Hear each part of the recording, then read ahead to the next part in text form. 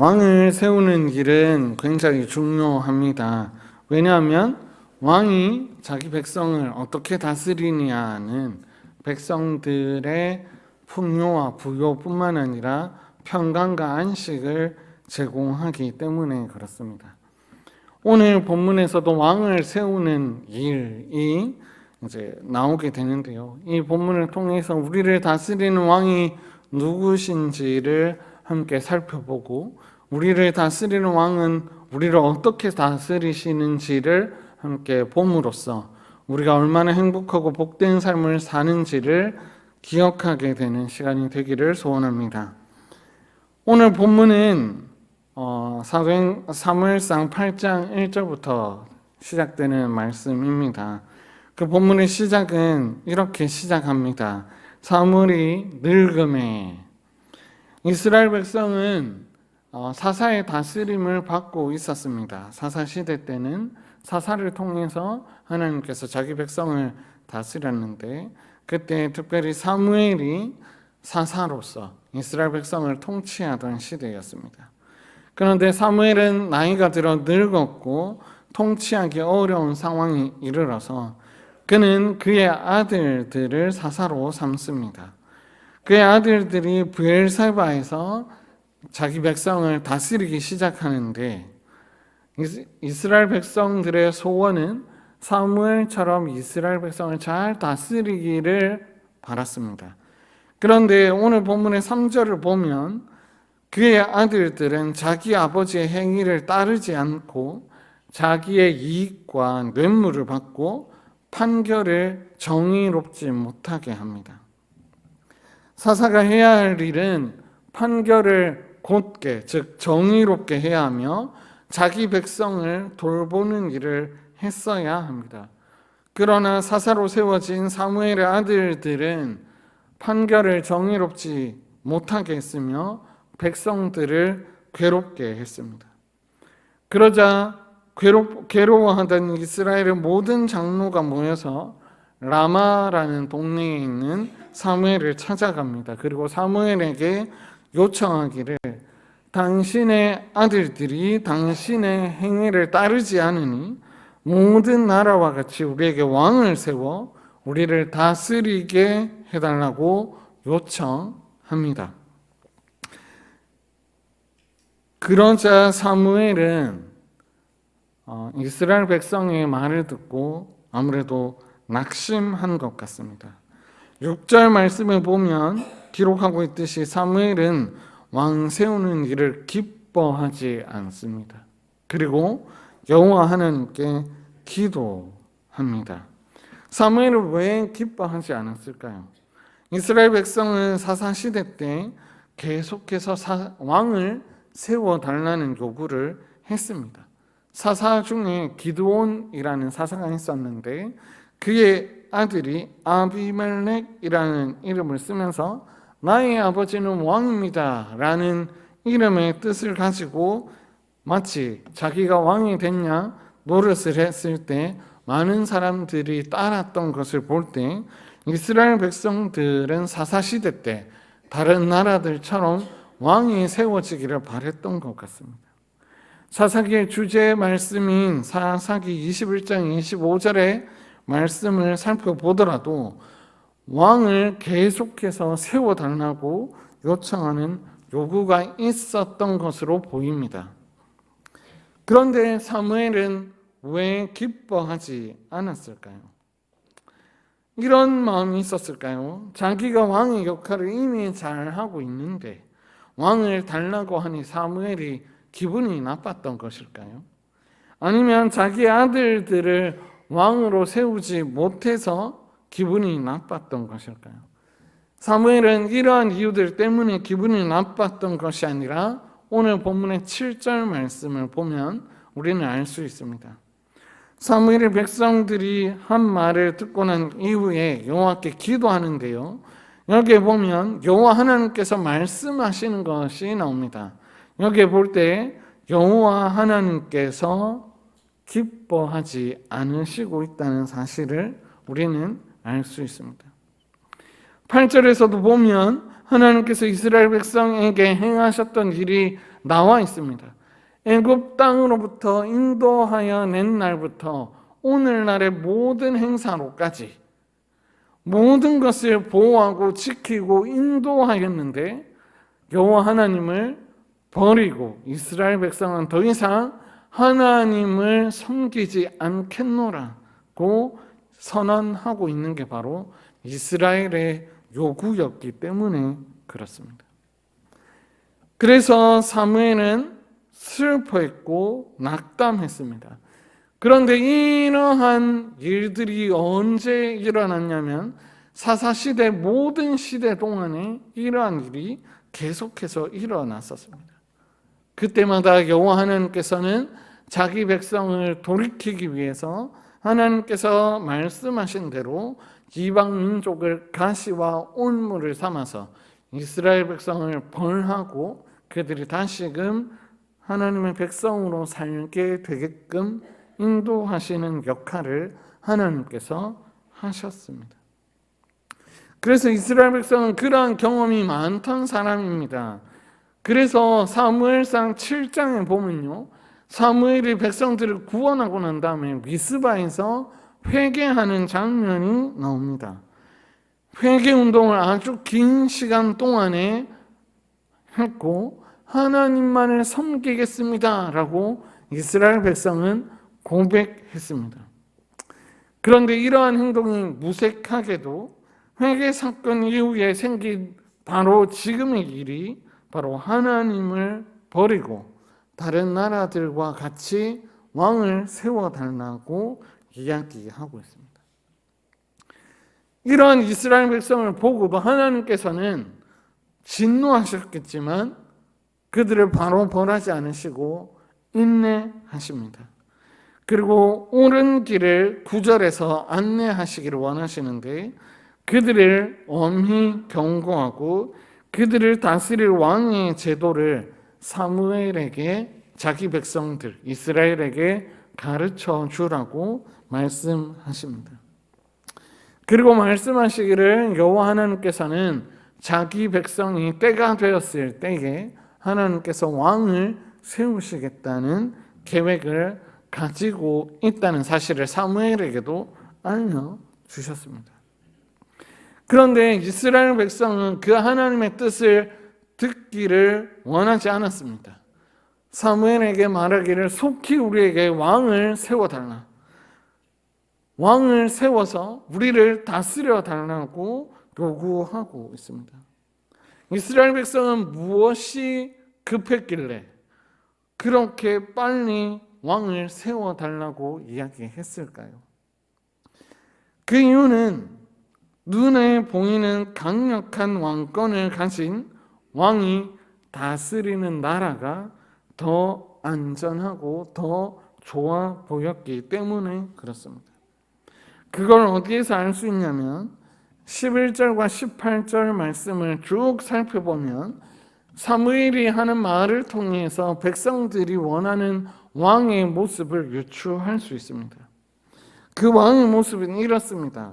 아들을 취해서 많은 군사를 삼고 천부장과 50부장을 삼으며 밭을 갈게 하고 왕이 무기와 장비를 만들게 하고 그 다음에 딸을 취해서 향료와 요리와 떡을 굽게 하고 그리고 포도원과 감람원에서 제일 좋은 것으로 자기 신하들에게 주고 곡식과 포도원 소산의 11조를 취해서 관리와 신하에게 주고 그리고 노비 중에 가장 귀한 자를 취해서 가장 나귀 중에 좋은 것을 취해서 자기 일을 시키며 결국에는 부모들도 왕의 종으로 취하게 하는 그런 왕들을 이스라엘 백성을 원하고 있었던 겁니다.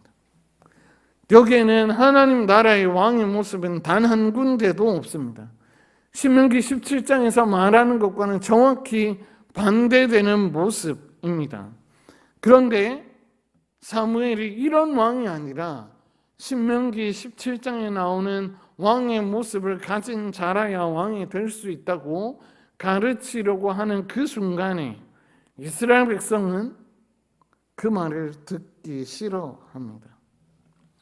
20절에서 말하고 있듯이 그냥 다른 나라들과 같이 되어 왕이 우리를 다스리며 우리 앞에 나가서 우리의 싸움을 하며, 그래서 강력하고 세상 가운데서 우뚝 설 수 있는 그런 나라를 만들어 달라고 이스라엘 백성들은 사무엘에게 요구하고 있습니다. 이스라엘 백성이 이런 요구를 했던 이유는 다른 게 아닙니다. 눈에 보이지 않는 하나님을 더 이상 신뢰하지 못하겠다. 그리고 우리를 다스린다고 말하는 그 여호와 하나님이 우리를 진짜 보호하고 안전한 길로 인도하는지 나는 잘 모르겠다고 하는 그러한 자기들의 고백이었습니다. 사랑하는 여러분, 이스라엘 백성들의 모습을 보면 어떤 마음이 드십니까? 이스라엘 백성은 진짜 배은망덕한 민족이라는 생각이 드시지 않습니까? 그리고 하나님의 그 아름다운 통치를 발로 걷어차버리는 바보 같다는 생각이 들지 않으십니까? 그런데 안타깝게도 그 이스라엘 백성의 배은망덕한 그 모습은 우리의 삶의 모습에도 아주 많이 나타나 있습니다. 우리의 삶 가운데 눈에 보이지 않는 여호와 하나님을 찾기보다는 눈에 보이는 세상의 여러 가지 일들에 목매어서 사는 우리의 모습들을 심심찮게 찾아볼 수 있습니다. 세상에서 풍족하고 높은 위치에서 사는 것 중요합니다. 중요하지 않다는 말이 아닙니다. 그런데 하나님보다 그것을 더 사랑하며 모든 인생을 그것을 위해서 삶을 사는 게 그것이 문제라는 겁니다. 나의 모든 인생을 쏟아 세상을 향해서 달려가고 있는 나의 모습, 눈에 보이지 않는 여호와 하나님을 찾기보다는 눈에 보이는 세상의 가르침과 지혜, 그것을 따라 살기를 원하는 나의 모습, 하나님께서 예배를 통해 우리에게 말씀하고 계시는데 그 말씀을 듣기 싫어하는 나의 모습, 그게 우리의 모습이라면 오늘 본문에서 살펴보는 왕을, 다른 나라 왕들처럼 왕을 요구하는 이스라엘 백성과도 같은 모습이라는 겁니다. 사랑하는 여러분, 이런 우리들에게도 하나님께서는 여전히 인내하시며 우리에게 말씀하고 계십니다. 우리를 인도하시는 하나님의 말씀을 들으시기를 바랍니다. 세상을 향해 달려가고 있다면 여호와 하나님께서 엄히 경고하시는 말씀을 들으시고 하나님께로 돌이켜 하나님을 사랑하며 하나님 나라를 살기를 소원하는 저와 여러분 되기를 소원합니다. 뿐만 아니라 여호와 하나님께서 우리를 인도하고 계심을 눈을 들어 보시기를 소원합니다. 그렇게 세상의 가르침이 아닌 여호와 하나님께서 알려주시는 그 하나님 나라의 삶의 방식대로 살기를 기뻐하고 즐거워하시는 저와 여러분 되기를 소원합니다. 이스라엘 백성은요, 여호와 하나님의 말씀을 엄한 경고를 듣고도 계속해서 요구했습니다. 즉 이스라엘은 하나님을 적극적으로 대적하고 있습니다. 그러자 사무엘은 보다 못해서 너무 답답한 마음에 여호와 하나님께 이 모든 말을 아릅니다. 그러자 여호와 하나님께서는 사무엘에게 그들의 말을 들으시고 왕을 세우라고 말씀하십니다. 여호와 하나님께서 포기한 것처럼 그들에게 왕을 세워주라고 허락하십니다. 그러자 백성들은 속이 시원한 듯 자기 성읍으로 집으로 돌아가게 되는 것을 22절 말씀에서 볼 수 있습니다. 도대체 이게 무슨 상황일까요? 여호와 하나님께서 이스라엘 백성의 열성에 의해 자기의 뜻을 굽히고 포기하신 것일까요? 아니면 때를 쓰는 이스라엘을 여호와 하나님께서 이기지 못하신 것일까요? 그렇지 않습니다. 여호와 하나님께서 이스라엘 백성들에게 말씀하시는 것을 가만히 보시기 바랍니다. 여호와 하나님께서 사무엘에게 말씀하시기를 그들의 말을 들어서 왕을 세우라고 말씀하십니다. 이 말은 여호와 하나님께서 사무엘에게 하신 말씀인데 그 명령 속에서 진정한 왕이 누구인지를 알 수 있는 것입니다. 여러분, 조선시대를 한번 생각해 보시기 바랍니다. 세자를 책봉하는 일은 누가 할 수 있었습니까? 왕이 할 수 있었습니다. 왕만이 왕을 세울 수 있는 것이죠. 그러한 것을 볼 때 왕을 세우는 것이 왕이 할 일이라면 이스라엘에게 왕을 세우라고 허락하신 여호와 하나님이 이스라엘을 다스리는 진정한 참된 왕이라는 사실을 우리는 여기에서 확인할 수 있는 것입니다.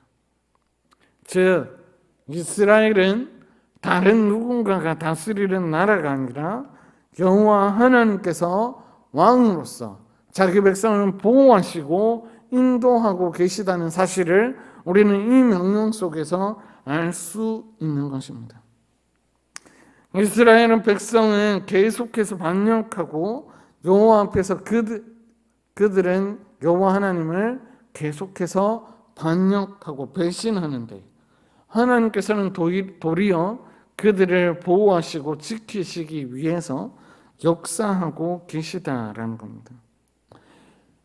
이러한 일은 태초부터 지금까지 그리고 이후에 있을 모든 순간에도 계속해서 이루어질 겁니다. 그러한 이유는 하나님의 나라는 단 한순간도 무너진 적이 없기 때문입니다.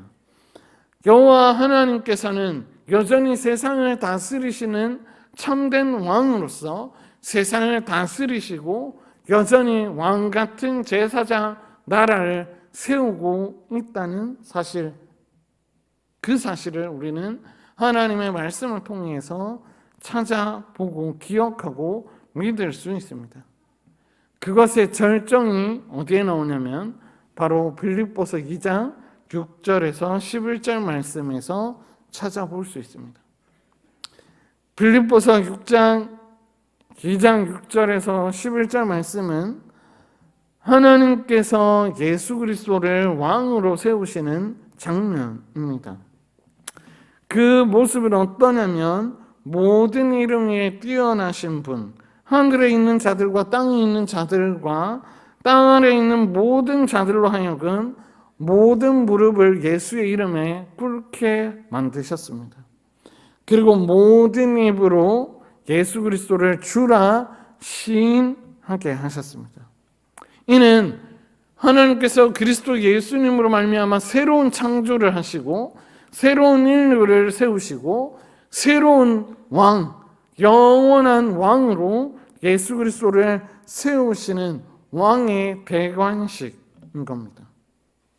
따라서 세상을 다스리시는 분의 그 강력한 주권이 예수 그리스도를 통해 이 땅 가운데 드러났음을 우리는 빌립보서 2장의 말씀을 통해서 알 수 있습니다. 예수님의 모습은 빌립보서 2장에서 어떤 모습으로 나타나 있습니까? 참되신 왕의 모습으로 나타나 있습니다. 6절 말씀에 그는 근본 하나님의 본체시며 하나님과 동등하신 분입니다. 그리고 죽기까지 겸손하셔서 하나님의 말씀에 따라서 죽으셨고 하나님께서 부활시켜 주시사 모든 이름 위에 뛰어나신 분이 되었습니다.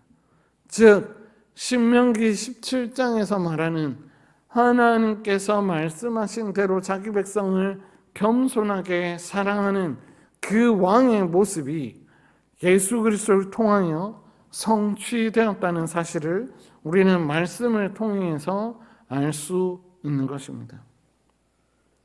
사랑하는 여러분, 여호와 하나님께서 세우신 왕 예수 그리스도의 다스림을 받고 싶지 않으십니까? 우리는 여호와 하나님께서 세우신 왕의 다스림을 받을 때 하나님께서 주시는 참된 행복을 누릴 수 있게 됩니다. 세상의 다스림은 영원하지 않습니다. 세상의 다스림은 오히려 우리의 것을 착취해가고 다른 이웃의 것을 빼앗도록 만드는 그러한 가르침입니다. 그러나 우리의 영원하신 왕 예수님께서는 우리에게 생명과 복과 안식과 부요함을 제공해 주시고 계십니다. 뿐만 아니라 세상의 왕은 우리가 실수할 때마다 우리의 생명을 앗아가고자 하지만 참되신 왕이신 예수께서는 우리가 바른 길로 돌아갈 수 있도록 경고해 주시고 돌아오기를 기다려 주시고 바른 길로 인도해 주시고 계십니다. 그것을 우리는 어디에서 확인할 수 있습니까? 바로 오늘 우리 교회를 통해서 그 사실을 경험할 수 있습니다. 교회는 하나님께서 세우신 직분자들을 통해서 하나님을 예배하도록 만들어 주셨습니다. 그리고 그 예배를 통해서 하나님의 말씀을 들을 수 있도록 만들어 주셨으며 하나님의 말씀을 통해 전해지는 생명과 복과 은혜를 다스리는 그 치리함을 통해서 우리는 누릴 수 있게 되었습니다. 그래서 우리의 머리 대신 예수 그리스도의 통치를 맛보고 경험하며 살고 있는 것이죠. 그래서 우리는 이미 하나님 나라를 경험하고 있으며 우리를 다스리시는 왕의 다스림과 보호와 지키심과 인도하심을 오늘도 누리고 있다는 사실을 기억하시기를 바랍니다. 이것이 우리에게 있어서 복된 일이며 우리가 세상을 딛고 살아가지만 참된 안식과 부요함을 누리며 살 수 있는 유일한 방법임을 기억하시기를 바랍니다. 그리고 그 통치함으로 인해 우리가 이 세상 가운데서 참된 안식과 평강을 누리며 그 통치를 기뻐하고 즐거워하며 살아가시는 저와 여러분 되기를 소원합니다. 이제 말씀을 맺으려고 합니다. 사랑하는 여러분, 우리는 하나님의 백성입니다. 즉 하나님의 통치와 주권을 인정하며 하나님의 백성으로 이 땅 가운데서 살아가야 할 존재들입니다. 그런데 눈앞의 이익과 성공을 위해서 그리고 눈앞에 보이는 아주 강력한 세상의 가르침과 지혜로 인해서 세상의 다스림을 받고 싶어 할 때가 있습니다. 왜냐하면 세상은 여전히 스스로를 왕이라고 으스대며 다른 이들의 소중한 것들을 빼앗아 내가 강력한 왕이다 라고 말하면서 나처럼 되지 않는데 나의 가르침에 따라 살면 너도 왕으로 살 수 있어 라고 유혹하고 있기 때문에 그렇습니다. 이 먹음직도 하고 보암직도 하고 탐스럽게도 할 만큼 이 유혹에 넘어가지 마시기를 바랍니다. 이를 위해서 여호와 하나님께서는 매 주일마다 우리에게 말씀하시며 우리가 걸어가야 할 길을 밝히 보여주고 계십니다. 하나님께서 우리의 인생길을 인도하고 계십니다. 그러니 그 하나님의 다스림을 기뻐하고 즐거워하는 저와 여러분 되기를 간절히 소원합니다. 또한 그 길을 잘 걸어갈 수 있도록 우리에게 보혜사 성령 하나님을 보내어 주셔서 성령 충만하여 하나님의 말씀을 듣고 그 말씀에 순종하며 살아갈 수 있도록 우리를 붙들어 주고 계십니다. 그러니 사랑하는 여러분, 이러한 것들이 필요로 할 때 하나님 아버지께 구하며 세상 가운데서 담대하게 왕 같은 제사장으로 살아가시는 저와 여러분 되기를 소원합니다. 그리고 우리의 삶을 통해 세상을 다스리시는 진정한 왕, 여호와 하나님이 참된 왕이심을 세상 가운데 밝히 드러내며 살아가시는 저와 여러분 되기를 간절히 소원합니다.